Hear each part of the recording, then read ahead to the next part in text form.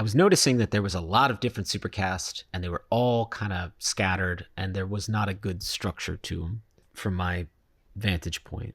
So I thought, well, let's give some organization to the superfamily. Let's give a consistent visual style to the superfamily. So that's where the jackets come from. I think the jackets primarily are the fault of Bob Harris's X-Men era. Yeah, I was about to say the Jim Lee X-Men era. Yeah. I have a real jacket problem, to be honest with you.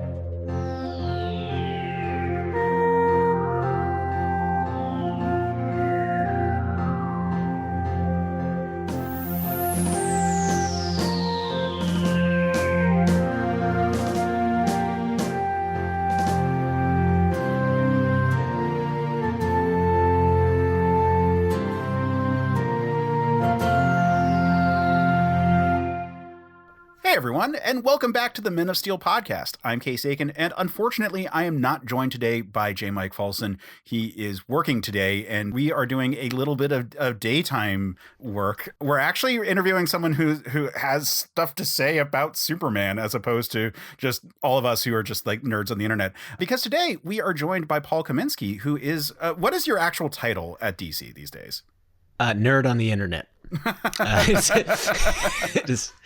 I am a group editor, Metropolis Group. So my team oversees all the Superman titles, Green Lantern, Aquaman, Flash, Green Arrow, lots and lots. Pretty much anything that's not Bat or Wonder Woman at this point. Justice League.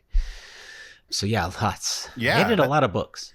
That's a pretty big space of it all. So it's Metropolis, Gotham, and then what? Themyscira is the Wonder Woman group, or? Yeah, funny enough, we never had a Themyscira group. When I got to DC in 2015, there was 3 editorial groups. There was Super Group, Bat Group, and Justice League Group.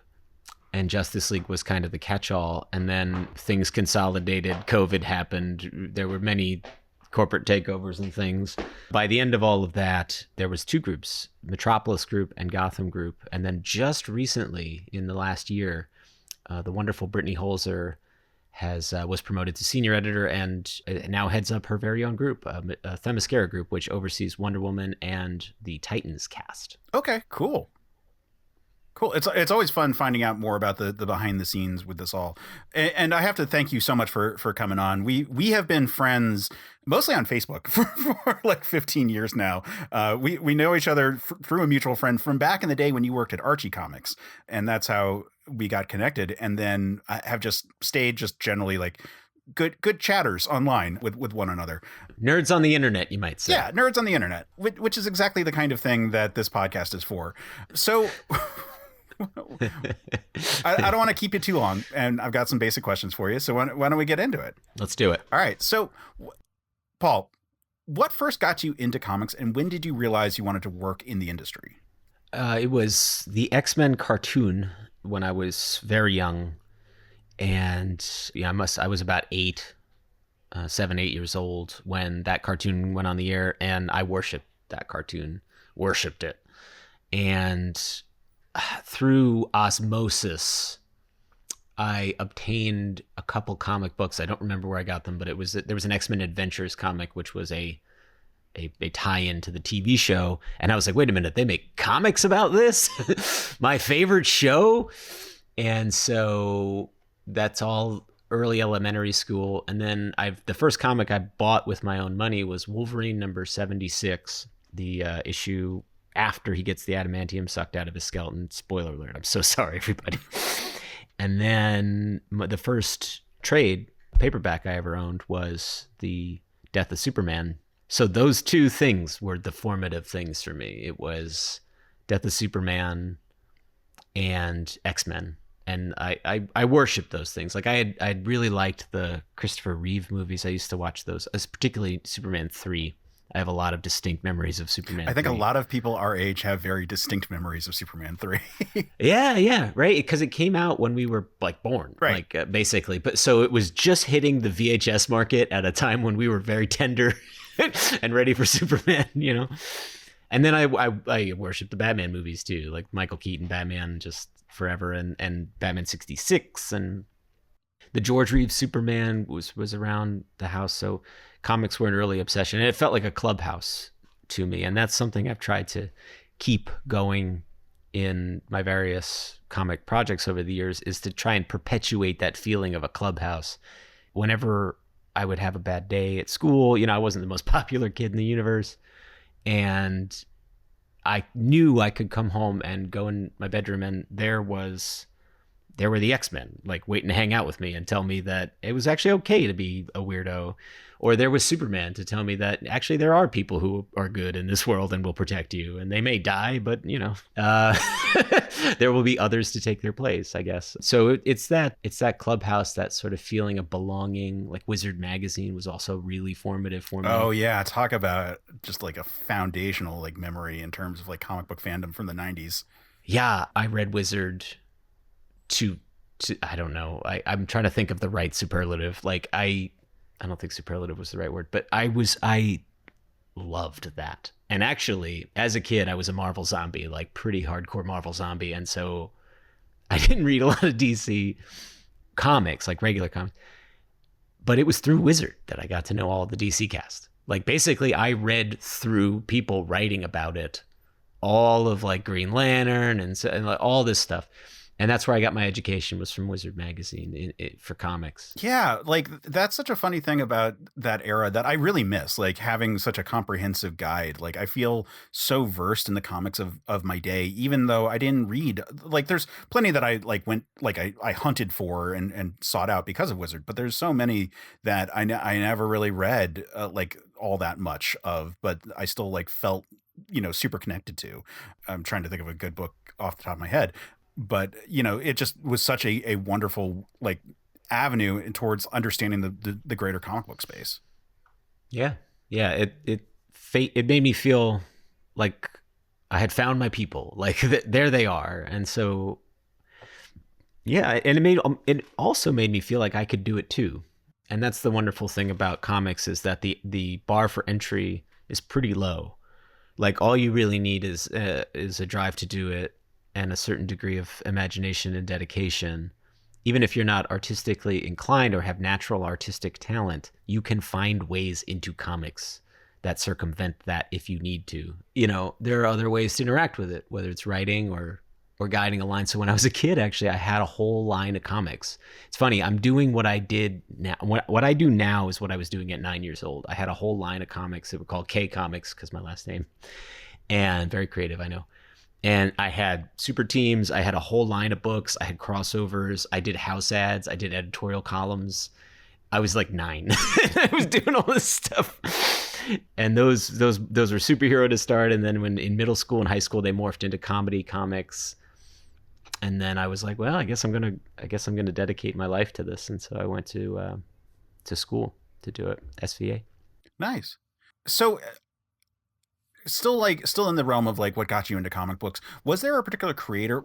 I guess my biggest question is, what was the moment where you felt like this was a thing that was people? Like you said, Wizard helped you sort of feel like you could do it, but where was it all of a sudden where you like glommed on to, oh, people are making this thing that I really appreciate, and I could be one of those people? Like, was there a creator that like stood out to you that like all of a sudden you were like, oh, not only is that a person I really like, not only do I like what they're doing, but I could do what they're doing?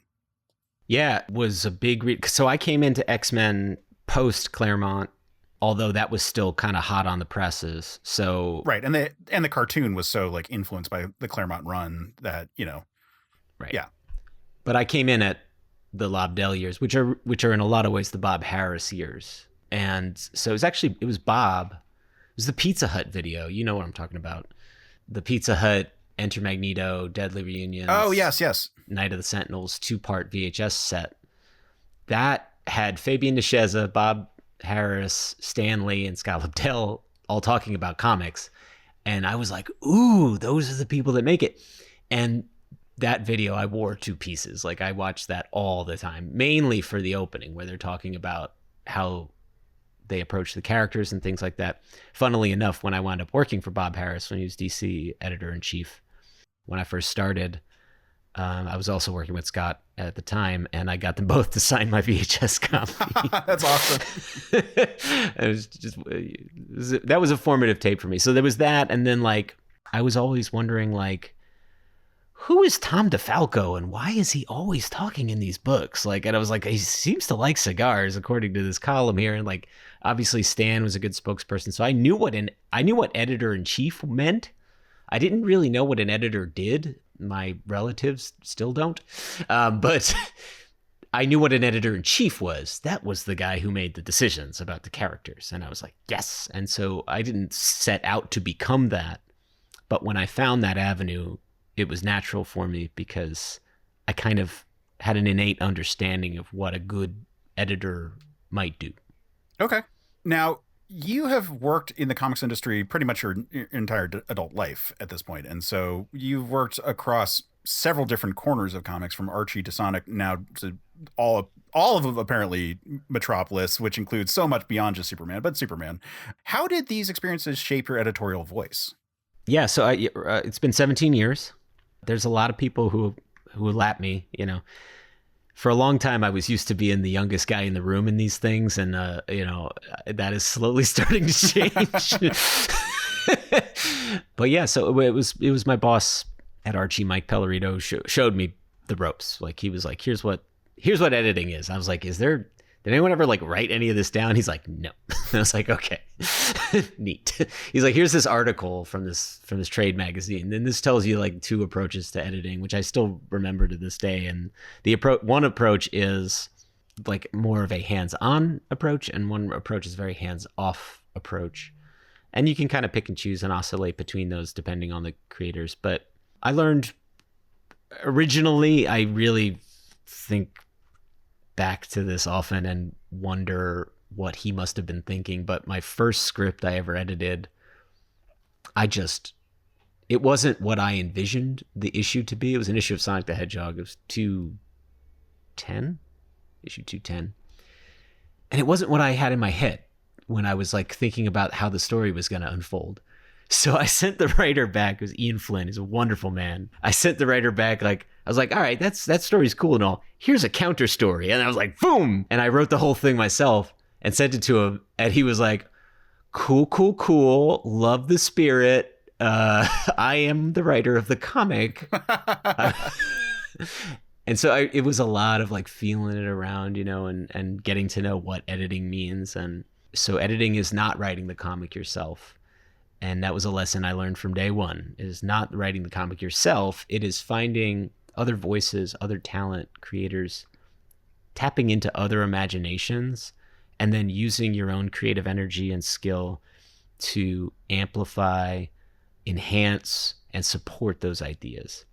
And a typical job of editing a script for me these days is I'm not going through, when I read a script, I'm not going through and like marking typos or stuff like that, although my parents, I suspect, think I'm a proofreader. I am not. I'm actually dreadful at spelling, like Lois Lane. But I go through, I read the script, I kind of get a sense of the story flow, and then I also try and keep an eye out for what I like and what I think is missing.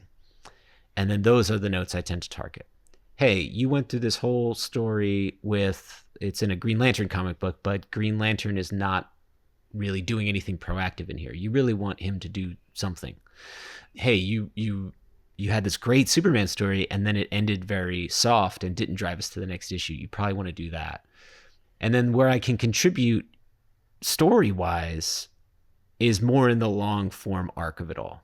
So for example, right now we're knee-deep in planning the Superman stories that are going to take us from fall 2025 through fall 2026, which will include Action 1100. And I'm very involved in what that arc is going to be because I have some ideas of what I'd like to see, but then it's working with the talent to say, like, what do you like to see? And then we can kind of craft it from there. I tend to be more hands-on, I think, than some other editors are. I build a lot of PowerPoints, a lot of decks. I hit a lot of whiteboards. I love the creative part of it. And it's the creative part of it that keeps me going. But ultimately, like, it's the talent that are actually writing these stories. And so casting is a big part of my job. All right. So as we've established, you've got this long history working in the comics industry now. You're no longer the youngest guy in the room, as Yeah. you pointed out. For those looking to get into it, like like how would you recommend people start? Well, it depends. It depends if you want to write or want to draw, or if you want to be involved in the process a little more behind the scenes, like I am. For artists, it is a lot of hard work, but it is easier to show your work and to get in front of people. And my best advice for artists is not only to get your underdrawing on point, which means learn how to move the figure around, but also know what you want. If you know what you want, you are way ahead of the game. So if you want to draw superheroes, that is what you need to focus on. If you want to draw Archie cast and romantic, like sort of comedy stuff, then that's what you have to focus on. And then you have to get to know who are the editors, what are the books, what does the market look like. A lot of times I'll get a portfolio that's like a lot of random scattershot type genre, and I don't really know what to go do with it because I work in a specific genre that has flexibility, but is not like, it's specialized. So yeah, get to know that part of it. Get to know what you want, and then get to know who make the things that you already like, that you want to do. Build a community, build a network, go to conventions, get involved in local artists studios. There's a lot of them, especially here in sunny Portland, Oregon. There's Helioscope, several others, and get embedded in the community, because it's only through interacting with other people and networking that you're gonna find out how to get in and meet the right people. For writers, it's much more challenging, but once you're in it, the actual physical act of writing is more lucrative because you can do more of it, I think, personally. And also you get to guide story more. It's tricky to break in. You want to target small companies at first. You want to get a portfolio under you. What I always tell people is do licensed comics. I'm a huge Star Trek fan, as I know you are as well. Mm-hmm. So I read a lot of Star Trek comics. And it doesn't matter to me who's writing the Star Trek comics, because I'm reading the Star Trek comics for the characters. So licensed books will help get your work in front of people if you can finagle your way in there. And it tends to be kind of not easier, but more accessible to do that. That's, for writers, I would say, a big one. For editorial, it's building the network. It's keeping an eye on what companies are doing what. It's getting to know people, putting yourself in the right spot as much as humanly possible, and getting to know those different avenues of development. But I guess all three of those really boil down to know what you want. Know what you want, yeah. Now, when you took over as Metropolis editor, what did you want? Did you have a mission for the Super family? Yeah, I love Superman. So when that finally happened, I was just over the moon, because I had started at DC in the Super group at the time. I was an associate editor, but I wasn't.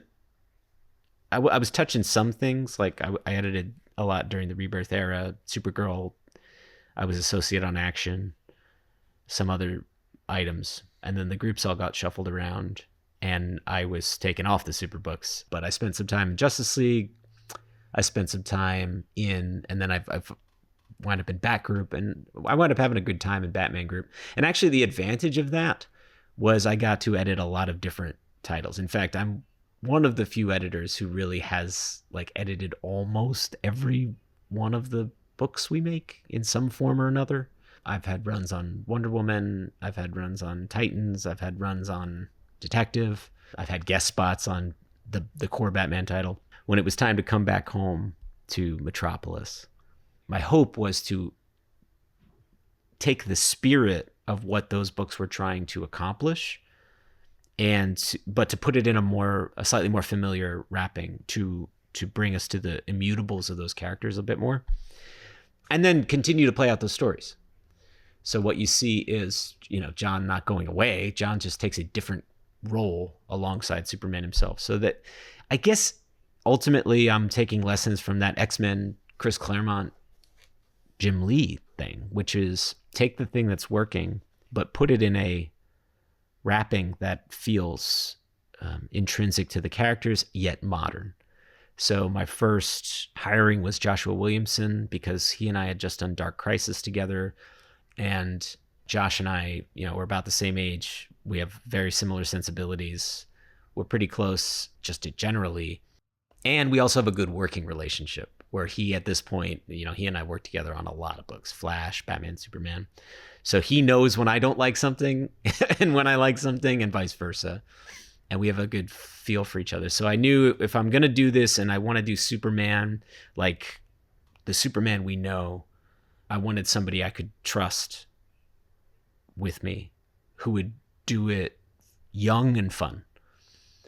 And so that was Josh. And then it needed to look right. So that was Jamal Campbell, because I saw what Jamal Campbell did on Naomi. And there's a scene, I don't know if you remember in Naomi, if you read that, but there's a scene where she fights Superman really early on in the book. It may have been like a preview or something. And I remember looking at that. I wasn't working on the book at the time, but I remember looking at that going like, oh, that's good. Yeah, I was blown away by the art on Naomi. Yeah, so I was like, that guy right there. And I was already working with Dan Mora on other books at the time, so that's why Dan didn't make his way into that particular aspect of the conversation. So yeah, I knew I wanted to kind of give it the feel of the animated series too. So I love the animated series, the 90s animated series. And the 90s animated series does a great job of marrying a lot of disparate elements. Particularly, in my opinion, it does a good job of marrying Fleischer, George Reeve, and the 90s Superman, the Triangle era. I thought, like, when you take those three components and you shove them in a blender, you get the animated series. I think there's also like a certain amount of tribute to the Silver Age, but that it's hard to say if that's also coming from the Triangle era as well. But I see where you're coming from on that one. Yeah, fair enough. Like, there's a lot of elements too. Yeah. He's got Superman robots by the end of the series, so there's definitely like a nod to the Silver Age Superman. Yeah, I guess what I mean by that is like the villains have that kind of Triangle era feel to them. Oh yeah, for sure. Yeah, well, what I mean by that is like in the Triangle era, there was a churn of villains, and they really did try and establish the Rogues Gallery based, I think, in large part on them doing a post-crisis update of Silver Age stuff. So when I look at that stuff, I don't really think Silver Age. I know what you mean. But I think of Triangle era. Yeah, no, it's certainly the Triangle era nods to the Silver Age as the lens by which the animated series is dealing with Silver Age kind of concepts. Right. And then Clark behaves kind of like George Reeves. Yep. And the thing looks like Fleischer, sort of, or an updated Fleischer. So that's to me, and then I really responded to that. And that's like, oh man, that's Superman. So we were setting out to do, if we're going to do Superman again, we have an opportunity to do a number one. I've got Josh and Jamal, and I know what I want. I want the animated series in comic book form now. Let's go. And we just hit the gas. And so it's been a fun ride ever since. That's awesome. Talking about Superman, and so you're saying that the animated series is sort of like your Superman, which is frankly my Superman too. Like in terms of all the there's so many things out there, or so many portrayals out there. Where do you find the character in terms of the scale of too powerful or too perfect? Like where do you think he should be that makes him interesting to you? I don't buy any of that too powerful stuff. I mean, the fun is that he's the strongman fantasy is a huge component of Superman just in general. I often point to, and my apologies to anyone who has heard this before, because I say it a lot. There's an early burn issue of Superman, where a shirtless Clark Kent is heaving a gigantic oak tree or whatever it is out of the ground with his bare hands. And I remember looking at that going like, when you boil it right down, really boil it right down, I think that is part of the base sort of guttural appeal of Superman. He is a guy that looks like a human that can do incredible things. I have complicated feelings about the depowering scenario, mostly because the scenarios that have depowered him somewhat have usually been pretty good stories unto themselves, like the Sandman Superman or just the Byrne era Superman I grew up on, so like I was a fan of. But I tend to agree with you that like it's a lack of creativity to say like oh, we have to depower him in order to have interesting stories. I think that we can say more interesting things about the character and tell specific stories that only Superman can tell if you're not worried about like putting him in a power scale. Yeah, well, I think to me it's less about this. It's less about the powers and more around the rules around the powers. So in terms of the Byrne era, you get more defined rules, and yes, you could interpret that as a depowering. But I would actually argue instead that the rules around his powers in pre-Crisis era were so fuzzy and so lax that it felt like he was overpowered simply because there was no boundaries. If you erect the proper boundaries, which I think Byrne did a good job of doing, then I think that's the real question. Okay, like what can't he do is ultimately where your stories have to start, would be my interpretation of that. But I know this is like minutia to push back on, but like the issue you're talking about is the issue with the Legion of Superheroes showing up. And like that is specifically the issue that like sets up that he's not as powerful as the Silver Age version. So like I'm just pushing back on this like depowering. Like that definitely was going on. To me that's about definition, which in the story can manifest in lower power level or whatever, but I think it's more about the definition. I don't know. Sure. And again, like I'm generally speaking agreeing with you that I think that you don't need to lower the character's power level just for the sake of the story being interesting. So it's just I was just pushing back on that one point that you specifically brought up an issue where they highlight how the character had been depowered. Yeah. Fair enough. Well, you know what it is too. What I often see is like characters. I see writers oftentimes try and have new characters or characters that they care about or characters that they created punk more prominent characters as a way of building them up. For Star Trek fans, this is called the Worf effect. And I hate that. It bothers me a lot because if that's the way that you think you can do it, you're just doing it at the expense of something else. Then you're defining your character on others' expectations anyway. To me, that's a shortcut. It's not as interesting as having the character undergo that development through ways that are intrinsic to the story. I think of power levels in a kind of a similar way. Like you do have to define them, and then it's about what you do with those definitions. That's the important thing. All right.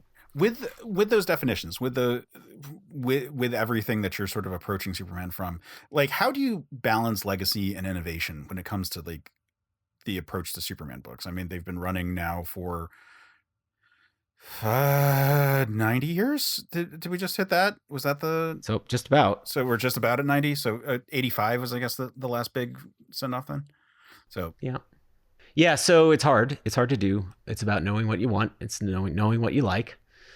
Every Superman story usually has been done already. I try not to get too worried with the Simpsons did it stuff. I do hear that quite a bit. It's unavoidable. But I don't know, if you have a writer with an editorial, if you have a writer with a voice that has something to say, then I don't think you need to worry about it too much. Because even if you retread similar ground, no two people's perspectives are 100% the same always anyway.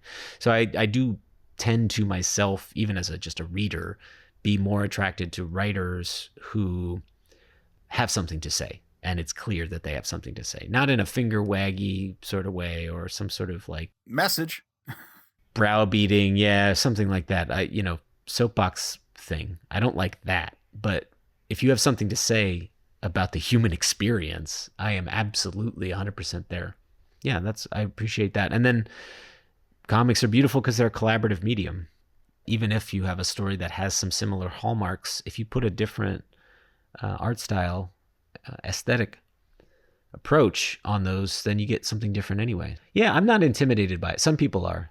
In fact, we get that a lot where people are afraid to touch Superman because they don't want to like break him. You know, he's a symbol, right? So you're like, what am I doing? I get that with artists. I get that with writers a lot. You just have to remind them that Jimmy Olsen was transformed into a werewolf 25 issues apart twice.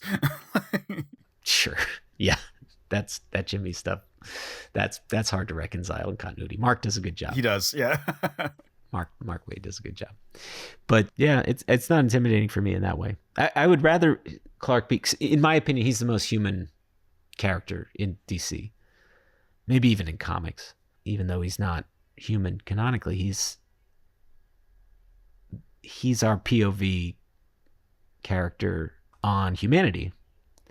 And he wants to believe in people. He wants to do good, and he makes mistakes. And the thing that drives me nuts is when people write him as too perfect.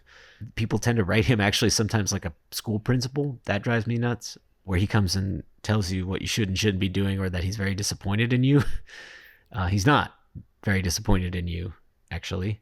Guiding the way for you. He's not a headmaster dictating rules about how to live your life. He is trying to show you the way and to embrace his values and live his values.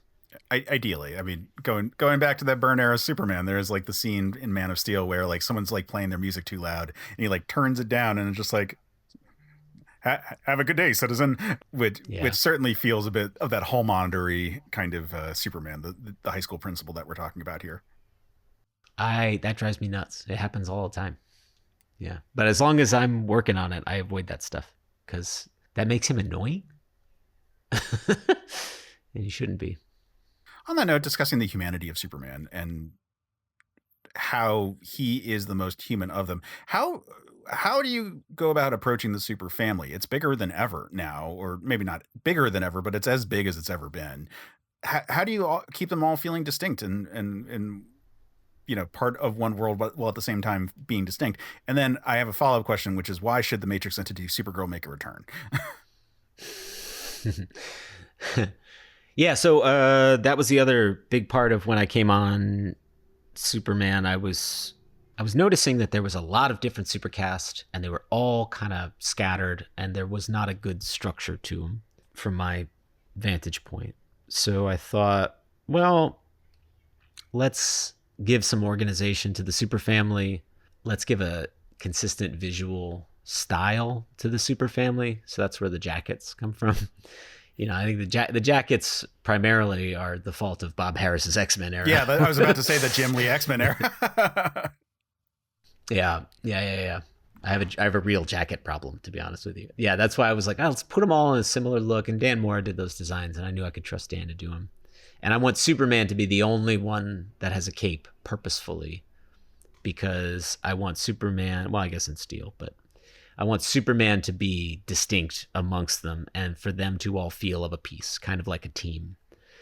And that was the thought. And so the cover of Action 1051, in a nutshell, is my mission statement about the super family. That image alone is what I was hoping to achieve. Whether we did or not is debatable. I've heard a lot of criticism that when you get that many Kryptonian-powered beings together, it all starts to seem ridiculous, which is fair. My attempt was to do kind of what James Tynan's Batman, or rather Detective, did, where he brought them all the Batcast under one roof, and kind of made them more of like a team. So it was really my attempt to give them structure, and also to make sure characters like Con Kennan were not ignored or brushed aside or memory hold or something, because they're great.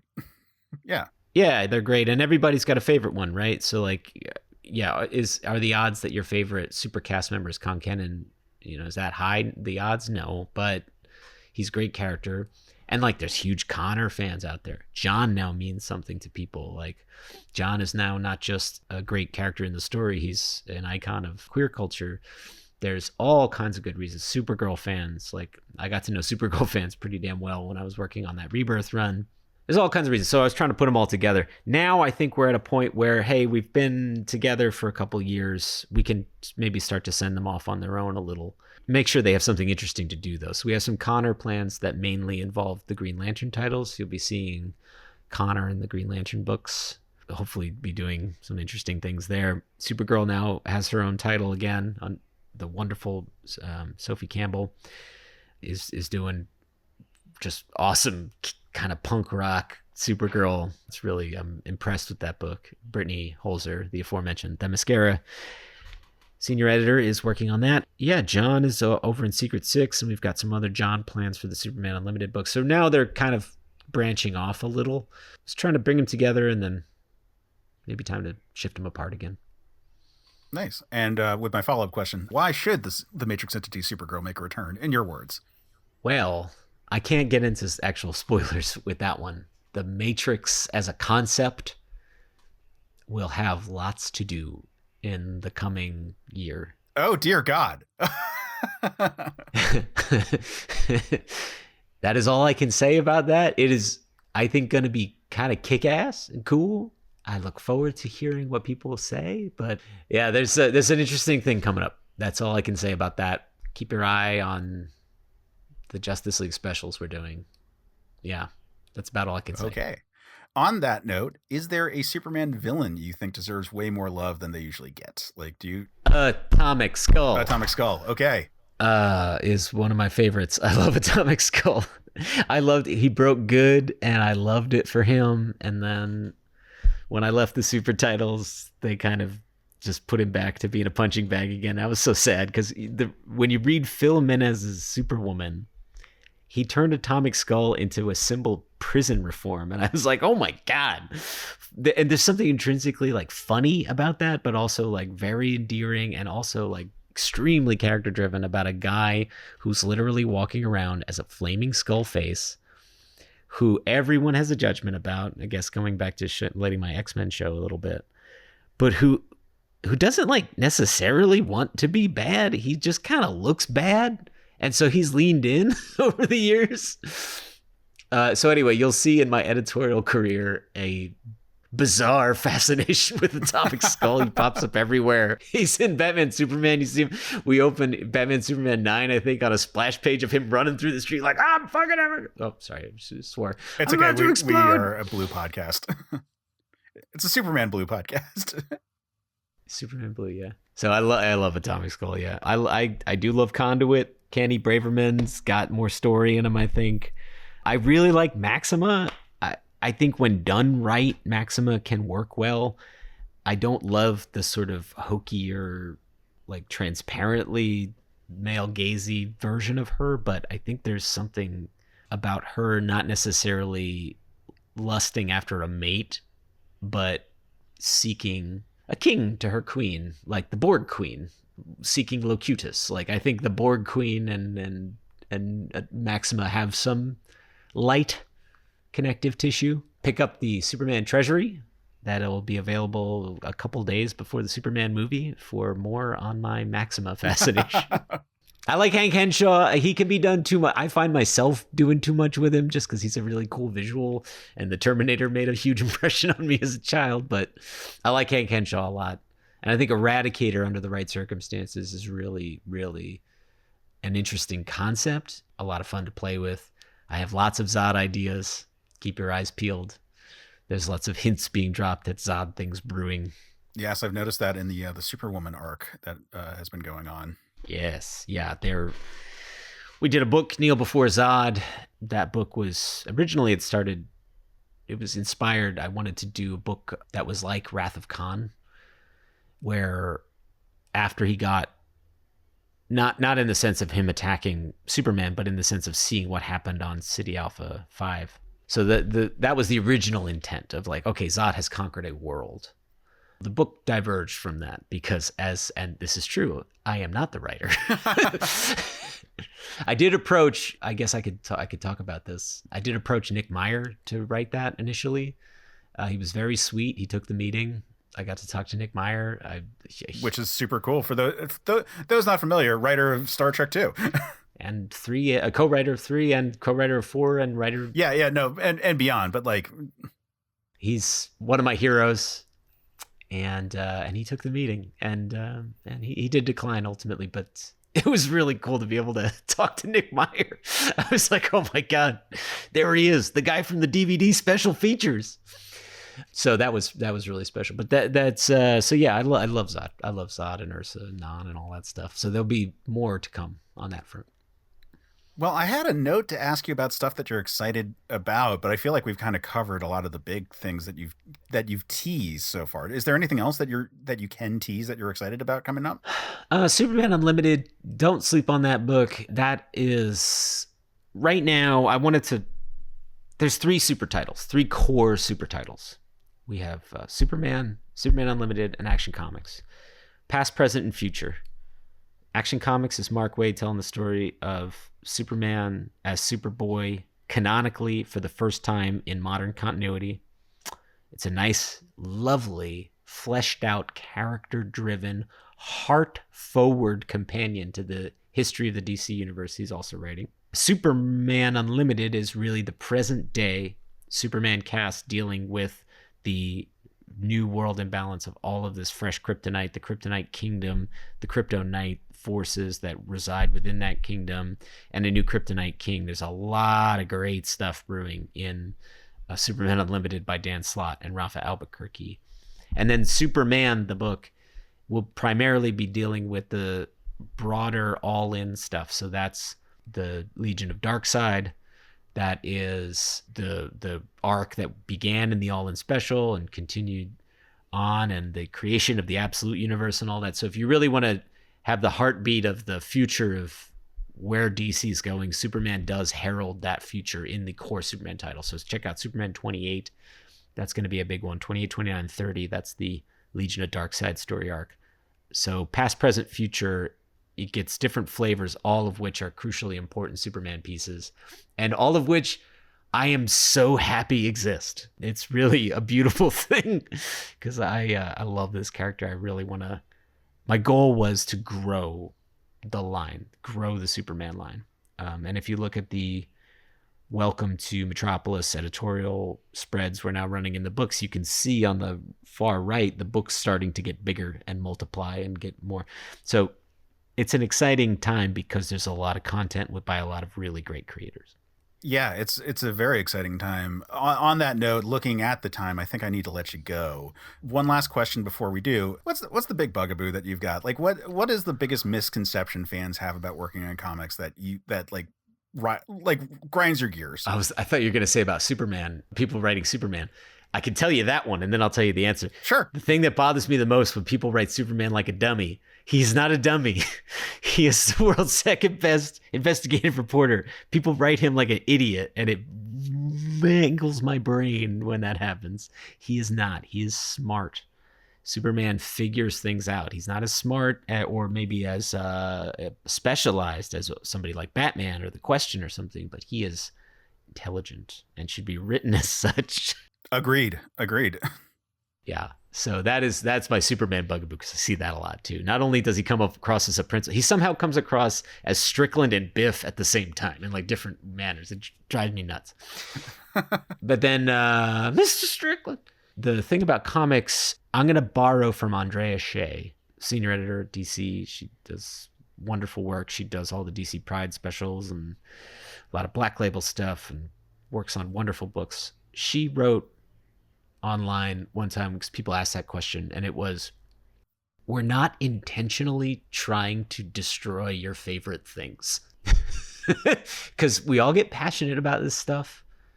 I get passionate about this stuff. I have very strong opinions about Star Trek and comics and all that stuff. And I've been guilty in my younger years of holding creators responsible for what I deemed to be poor decisions with the characters. We're not trying to do that. If you read a book in good faith, that's the best thing you can do as a consumer of art. It's reading the book in bad faith that starts to brew all kinds of nasty things in fandom that no one really needs. We don't need that. Assume the person writing it wants to do right by the characters, even if you don't agree. So that would be my biggest thing. Read in good faith. We're all here to have fun with our favorite cast. And if we're doing our job right, you'll be happy. And if not, the beauty of a long-running comic series is that things will change. People change, casts change, all kinds of stuff changes. Okay. On that note, I think I gotta let you go, buddy. But thank you for coming on. Thank you for for chatting. It's really good getting some FaceTime with you. It's been now, I guess, probably like 2 years since the last time we talked. I have no idea, but that sounds about right. So on that note, where can people find you and follow you? How much do you want people to find you and follow you? And then where can they do so? Yeah, you can find me on social. I'm on Instagram at oldtimeypaul, Blue Sky, and Twitter, and all that stuff. So I'm around, but the best thing you can do is find me in the comics. I now write a column in the Superbooks, channeling my inner Tom DeFalco, my inner child. Like when I finally got allowed to do that at DC, I was so happy because I remember reading those Tom DeFalco columns as a kid. So I was like, boy, this is really special. So you can hear me blathering in there as well. Awesome. Well, people should find you, follow you, and be checking out all the books that you're working on as much as their budget allows, because you've got a lot going out there. There's a lot. Yeah. In the meantime, people can find my co-host J Mike when he is when he is able to be out in the social world. You can find him on Blue Sky at j5.bsky.social. That's JAY-5.bsky.social. As for me, you can find me at caseaiken.bsky.social or on most of the platforms. You can find me on Instagram at Quetzalcoatl5 because I'm holding on to my AIM screen name for dear life. You can also find us on our Discord server. You can find links to the Discord server at the Certain POV website or in the show notes for this episode. Check it out. It's a good old time. We have great conversations. And on that note, we need to thank some people who are now at the executive producer level of the Patreon for this show. Men of Steel is part of the Certain POV Media Patreon, and so we've got a bunch of people to thank who are at the executive producer level, and that includes Micah McCaw, Carter Hallett, Sean Muir, Lee Greger, Memento Young, Logan Crowley, Joe Mastropiero, Casey and Nancy Aiken, Adam Samter, and Keith Lintonen. Adam? Yeah. Hi, Adam. I miss you, buddy. Adam is the aforementioned friend. That is how we know each other. Last time I saw you, we were down the Jersey Shore in a haze, I think. But Paul, thank you again for coming on. It's really wonderful talking to you. Listeners, check out what we've got going on. Tune in, check out all the Paul stuff. Check out our stuff. We've got more great shows. I should be plugging a specific show. I will plug a specific show. Well, I got to plug Long Live the Legion, which is our new Legion of Superhero podcast that is part of the Certain POV family, going into deep dives on the Legion of Superheroes with Jim and Jay. We just did a crossover with them last episode, so check that out. And oh my God, I'm gonna have to listen to that myself. I am reading, Case, a lot of Legion lately. A lot of it. Well, then Jim and Jay can help you out. Long Live the Legion podcast. It's a great show, going into deep dives on characters in the Legion and having fun with stories. And like I said, we just did a crossover with them talking about Legion Foundations. And we had artist Chris Batista on to talk about it as well. So it was a great old time. That sounds awesome. Yeah, it's an extra long episode. This is way shorter one for everyone after the, I think, 5 hours that we did between the two. We'll have to do another episode to talk about Legion of Darkseid. You're going to see Dan Mora draw all those characters. I know, we're so excited about that. It's really nuts. There's a Chameleon Boy panel that I was like, I don't think Chameleon Boy has ever looked that cool. Oh my God. Ever. I was like, oh my God. Yeah, there's a really great, there's a lot of cool stuff coming up. Oh. I've recently become, for work, extremely interested in the Legion. I'm getting like a huge education on that. Talk about lore, but it's fun. It's super fun. Oh man, there's plenty of people who are excited to hear you say that. So yeah, you're gonna have a lot of fun things to look forward to, I think, in the next year. The Legion and the Matrix Entity Supergirl, all of these are being teased on the Men of Steel podcast. What a wonderful time. Thanks, Case. This is a lot of fun. Yeah, no, thank you. And on that note, until next time, stay super, man.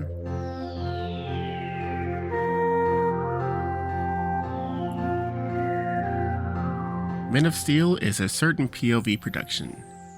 Our hosts are J. Mike Folsom and Case Aiken. The show is edited by Sophia Ricciardi. Our logo is by Chris Batista, and episode art is by Case Aiken. Our theme is by Geoff Moonen. Do you have a comic book you just can't stop thinking about? One that's stuck with you years later? On Trade School, guest hosts get the mic to talk about a graphic novel that changed the way they see the world, or just made them fall in love with comics all over again. In just 5 to 15 minutes, you'll hear stories about the stories that real people love the most. Trade School, a short-form ongoing series about the comic book trade paperbacks we love and why we love them. Find it wherever you get your podcasts. CPOV. CertainPOV.com.